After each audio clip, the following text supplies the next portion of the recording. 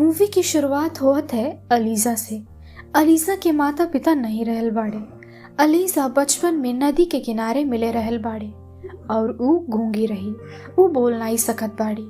दोस्तों, हम अलीजा के गले में एको दाग देखत बाड़ी जो कि बचपन से उनका गले में रहल। अलीजा के बचपन में गिल्स नामक एगो व्यक्ति नदी किनारे से पाए रही और गिल्स बचपन से ही अलीजा के पाल पोस के बड़ा कइले बाड़े। अलीजा बोल नहीं सकत बाड़े लेकिन ऊ सुन सकत बाड़ी। एकरा बाद अलीजा अपने काम में जात बाड़े। ऊ सरकारी लैब में साफ सफाई का काम करत रहले। दोस्तों, अलीजा रात के शिफ्ट में लैब में काम करत बाड़े। अलीजा के दोस्त जेल्डा भी ई लैब में काम करत बाड़े। जेल्डा अलीजा के दोस्त से ज्यादा बहन रही। जेल्डा हमेशा अलीजा के मदद कइले बाड़ी। अब हम कुछ देर बाद साइंटिस्ट के किसी प्राणी के बारे में बात करत देखत बाड़ी। एलिजा और जेल्डा भी काम करत करत साइंटिस्ट के बात सुन लेत बाड़े।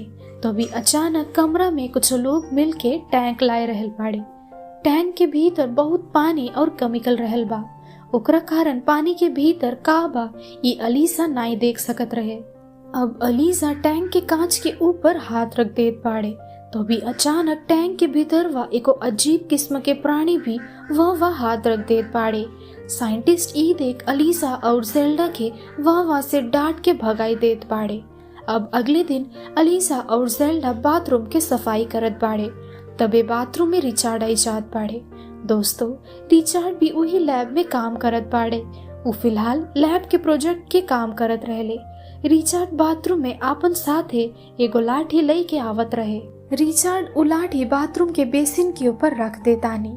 उ ये लाठी जेल्डा के छुए के मना कर ले बाड़े काहे कि जेल्डा काली रही और रिचार्ड गोरा रहे।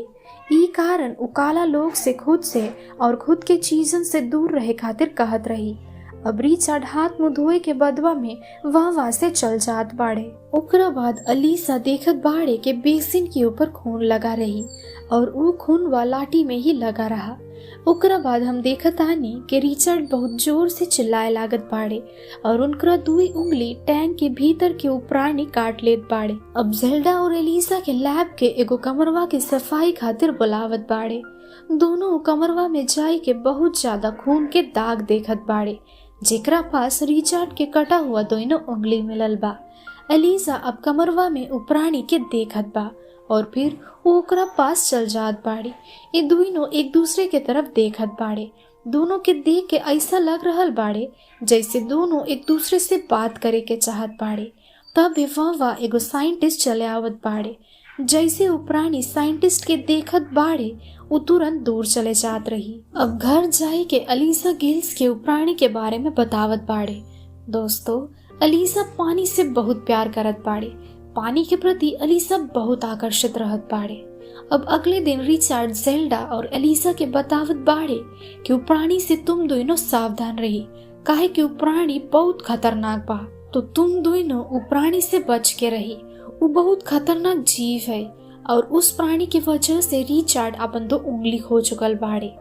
अलीजा सोचत लागत बाड़े का सच में वो प्राणी इतना खतरनाक बाड़े या फिर रिचार्ड ओकरा पीछे कौनो राज छुपा रहल बाड़े। अब अलीजा कमरवा में जात बाड़े जेमा वो प्राणी के रखा गयल रही। अलीजा वो प्राणी के एगो उबला हुआ अंडा देकर आई जात बाड़े लेकिन वो प्राणी अंडवा नहीं खात है। फिर अलीजा वो प्राणी के इशारों में अंडा खाई के लिए कहत बाड़े। तबे वो प्राणी अंडवा खाई लेत रहा। अब अंडवा खाई के वो प्राणी पानी के भीतरिया चल जात बा। ओकरा बाद रिचार्ड के फोन पे बतावत रही कि वो प्राणी के लई के हमने जल्दी से जल्दी कुछ करे के पड़ी। अब वो प्राणी अंडवा के छिलकवा के देखत बाड़े और ओकरा देख हम समझ पावत है कि वो अलीजा के मिस करत बाड़े। अब अगले दिन अलीजा अपने पसंद के गाने चलावे लागत बा। ये गाना वो प्राणी के भी बहुत पसंद आवत रही। दोस्तों, अलीजा के साथ वो प्राणी भी अब इशारा में बात करे लागल बा। दोनों अब इशारा में बात करत बा। अब एक दिन अलीजा वो प्राणी से मिले आवत बाड़े। तभी वो के रॉबर्ट नामक एक आदमी देख लेत बाड़े। दोस्तों, रॉबर्ट कोई साइंटिस्ट नहीं रहे बल्कि वो एगो रशियन जासूस रहत बाड़े जेकरा के प्राणी के बारे में पता लगावे खातिर रशिया से अमेरिका भेजत गयल रही। रॉबर्ट यहाँ जासूसी करे खातिर आयल रही लेकिन दोस्तों रॉबर्ट मन से बहुत अच्छा आदमी रही। यही खातिर उ अलीसा और उ प्राणी के बीच में का चलत बाड़े उ केहू के नाई बतायल रही। एक दिन अलीसा फिर उ प्राणी से मिलल जात बाड़े, तबे उ देखत बाड़े कि उ प्राणी के चेन से केहू बांध के रखत बाड़े। अब अलीसा कमरवा में केहू के आवत देख लेत बाड़े तो उ तुरंत छुप जात बाड़े। अलीसा देखत बाड़े कि रिचर्ड वही कमरवा में आई जात बाड़े और उ प्राणी के लाठी से जोर जोर से मारे लगल बाड़े। दोस्तों, रिचर्ड हमेशा उ प्राणी के लाठी से मारत रही और उ दिन भी लाठी में ई प्राणी का ही खून रहे और ओकरा अगले दिन उ प्राणी खुद के बचावे खातिर रिचर्ड के उंगलियां काट लिए रहे। अब एक दिन जनरल व्हाइट रिचर्ड से मिलत बाड़े। रिचर्ड जनरल व्हाइट के बतावत है कि अमेज़न जंगल में रहे वाले लोग ई प्राणी के पूजा करत रही, लेकिन एक दिन हमनी लोग मिल के ई प्राणी के पूजा करे के दौरान चुरा के लई के चले आयल बाड़े।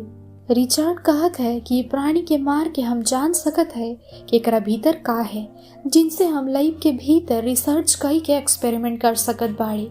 एकरा दौरान अलीसा सारी बतियां सुन लेत बाड़े। तभी रॉबर्ट अलीसा के देख लेत रही, लेकिन ऊ केहू के अलीसा के बारे में नाई बतायल रही। रॉबर्ट अब रिचर्ड से कहत बाड़े कि प्राणी के हमें नाई मारे चाहत बाड़े, बल्कि ई प्राणी के ना मार के भी हम एकरा ऊपर रिसर्च कर सकत बाड़े।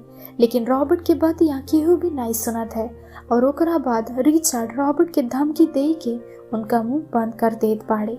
अलीसा उन सब के बतिया सुन लिए रहे और ऊ बहुत उदास हो जात बाड़े।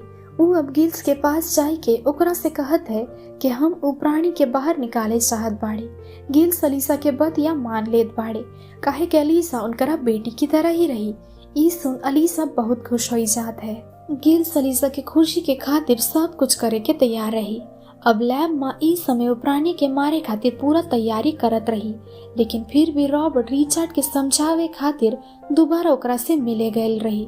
रिचर्ड फिर उनका बतिया नहीं माने रहे। तभी रॉबर्ट कंप्यूटर पे देखत बाड़े कि बहुत सारा सीसीटीवी कैमरा बहुत वक्त से बंद बाड़े, जेकर मतलब ई रहे कि केहू जानबूझ के कैमरा के हटाई देल रही।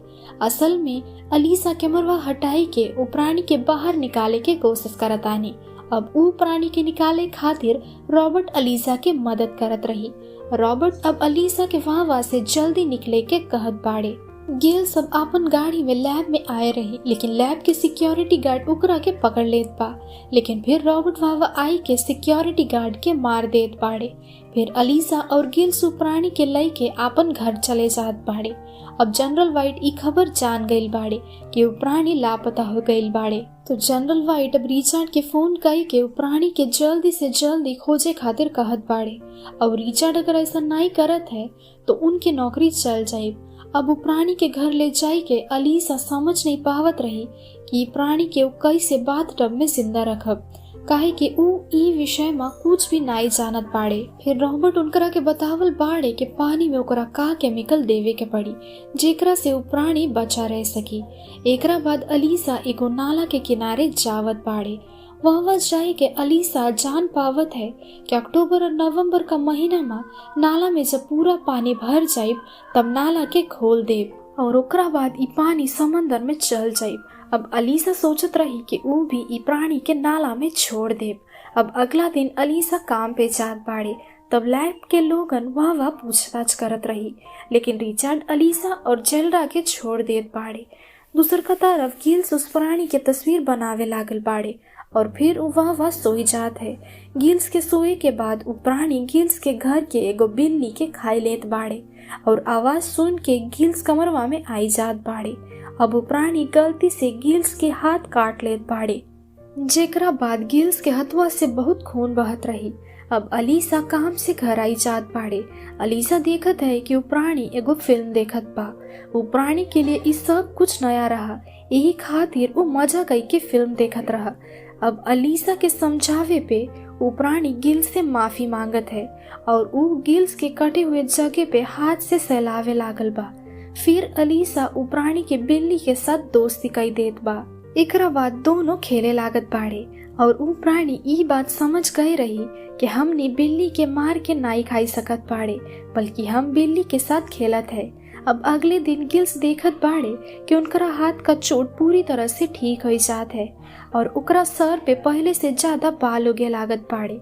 अब गिल्स अलीसा के बतावत बाड़े कि प्राणी में जरूर कुछ अद्भुत शक्ति रही, यही खातिर इ प्राणी के अमेज़न जंगल के लोगन पूजा करत रही। इ प्राणी के खातिर ही हमार हाथ पूरा ठीक हो जात है और सिर पे बाल उगे भी शुरू हो जात है। अब अलीसा बाथरूम बंद कर देत बाड़े और ऊ बाथरूम के नल चालू कर देत बाड़े और फिर पूरा बाथरूम पानी से भर जात बाड़े। अब दोनों बहुत करीब आई जात बाड़े। तबे गिल्स के घर उनका पड़ोसी आई के ओकरा बतावत है कि उनका कमरवा में तोहरा घर से पानी टपकत रहल बाड़े। अब ई सुन गिल्स बाथरूम में जावत बाड़े और बाथरूम खोलत पूरा घर में पानी भर जात है और गिल्स अलीसा के प्राणी के साथ इतना करीब देख लेत बाड़े। अब अगले दिन रॉबर्ट अलीसा के बतावत बाड़े कि वो प्राणी ऐसे बाथरूम का पानी में ज्यादा दिन नहीं बच सकत, ओकरा के जल्दी से जल्दी नाला का पानी में छोड़े के पड़ी, नहीं के वो बाथरूम का पानी में ही मर जाई है। दोस्तों, रिचर्ड रॉबर्ट पे शक करे लागल बा और तबे से वो रॉबर्ट का पीछा करे लागत बाड़े। अब एक दिन रॉबर्ट अपने रशियन ऑफिसर से मिले खातिर जात बाड़े और रिचर्ड भी ओकरा पीछे जात बाड़े, लेकिन तभी अचानक से रशियन ऑफिसर रॉबर्ट के गोली मार देत बाड़े। काहे कि इतना दिन से रॉबर्ट उनका काम नहीं करत रहे। अब रिचर्ड वह रॉबर्ट का पीछा करत करत आई है। वह आई के रिचर्ड सब रशियन ऑफिसर के मार देत बाड़े। अब रिचर्ड रॉबर्ट के बहुत ज्यादा टॉर्चर करे लागत बाड़े और ऊ ईसाई नहीं पैखे रॉबर्ट अलीसा और जेल्डा के बारे में सब कुछ बताई देत बाड़े। रिचर्ड अब सबसे पहले जेल्डा के घर जात बाड़े और वह जेल्डा अलीसा के बारे में सब कुछ बताई देत बाड़े। ओकरा बाद रिचर्ड अलीसा के घर जावे लागत बाड़े और जेल्डा अलीसा के फोन कई के सारा बतिया बताई देत बाड़े। अब अलीसा तुरंत गिल्स के साथ ऊ प्राणी के नाले में छोड़े खातिर चल जात बाड़े। अब घरे पहुंच के रिचर्ड अलीसा के एगो कैलेंडर देखत बाड़े जेमा नाला में अलीसा ऊ प्राणी के कौनो दिन डुबाएगी ऊ लिखे रहल। अब नाला के पास जाई के अलीसा ऊ प्राणी के अलविदा कहत बाड़े, लेकिन ऊ प्राणी अलीसा के बिना पानी में नहीं जाए चाहत रही। तबे अचानक वहाँ रिचर्ड आई जात बाड़े और ऊ प्राणी के गोली मार देत बाड़े, लेकिन ऊ प्राणी अपन शक्ति से खुद के और अलीसा के जनवा बचाई लेत बाड़े और ऊ अपने नाखून से रिचर्ड के मार देत बा। दोस्तों, ई बखत जेल्डा पुलिस के कॉल कई देत बाड़े। एकरा खातिर वह पुलिस भी आई जात बिया। पुलिस के देखत ऊ प्राणी और अलीसा नाला में कूद जात बाड़े। दोस्तों, अलीसा के नाला में कूदे के बदवा उनकरा आंख बंद हो जात बा, लेकिन फिर ऊ प्राणी उनकरा के किस करत है और फिर अलीसा अपन आँखियां खोलत बाड़े और अलीसा पानी में डूबे के बाद भी नहीं मरत बाड़े और यही साथ ही ये मूवी यहीं पे खत्म हो जात है। दोस्तों, ये रहे आज की हमने movie the shape of water. आप सब लोगन के ये मूवी कैसे लगल बा ये हमनी के कमेंट सेक्शन में जरूर बताइल जाइब। हमारे चैनल को भी सब्सक्राइब करना ना भूल जाइए और वीडियो के लाइक करी और जितना हो सके वीडियो के शेयर करत जाइब। तो हम मिली आप लोगन से हमारे अगले वीडियो पे, तब तक के लिए स्टे सेफ।